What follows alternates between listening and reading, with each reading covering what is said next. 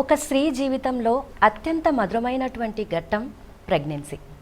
ఒక ప్రాణానికి ప్రాణం పోస్తూ ఎంత అద్భుతమో అలాగే ఎన్నో బాధ్యతలతో కూడుకున్నది.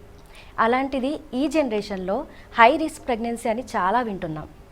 దీనివల్ల ఎలాంటి సమస్యలు వస్తాయి, అసలు హై రిస్క్ ప్రెగ్నెన్సీ అంటే ఏమిటి, దీని గురించి అన్ని వివరాలు మనతో వివరించడానికి మనతో ఉన్నారు ప్రముఖ గైనకాలజిస్ట్ బోనం శ్రీ హారిక గారు.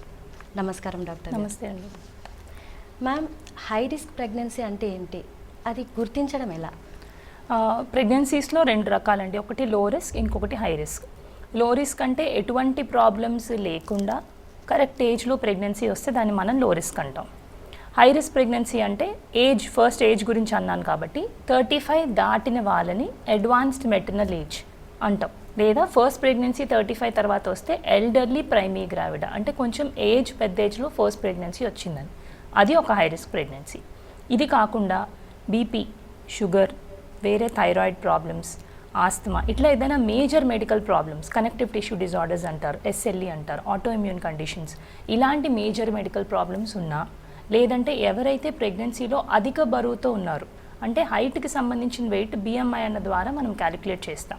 ఈ BMI 30కి మించున్నా, లేదంటే ఎవరైతే బాగా వెయిట్ తక్కువ ఉన్నారు, లేదంటే ఎవరికైతే ముందు ప్రెగ్నెన్సీస్లో బ్యాడ్ అవుట్కమ్స్ వచ్చినాయి, అంటే ముందు ప్రెగ్నెన్సీస్లో అబార్షన్స్ అయినాయి, లేదా ముందు ప్రెగ్నెన్సీస్లో కడుపులో బేబీ చనిపోవడం జరిగింది, లేదా బేబీ చిన్నగా పుట్టడం జరిగింది, లేదా ముందు ప్రెగ్నెన్సీ డెలివరీ టైంలో ఇబ్బందులు అయ్యి బ్లీడింగ్ బాగా అయ్యి రక్తం ఎక్కి, ఇలాంటి పాస్ట్ హిస్టరీలో ప్రాబ్లమ్స్ ఉన్నా, ప్రెజెంట్ ప్రెగ్నెన్సీలో మెడికల్ ప్రాబ్లమ్స్ ఉన్నా, బరువు ఎక్కువ ఉన్నా, ఏజ్ ప్రాబ్లమ్స్ ఉన్నా, ఇవన్నీ examples of high risk pregnancy.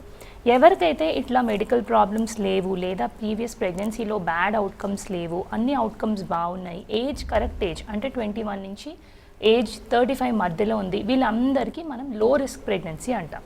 ఈ త్రూ అవుట్ ద ప్రెగ్నెన్సీ కూడా ఏమీ ప్రాబ్లమ్స్ రాకుండా నెలలు నిండే వరకు వెళ్తే అప్పుడు దాన్ని మనం లో రిస్క్ ప్రెగ్నెన్సీ అంటాం.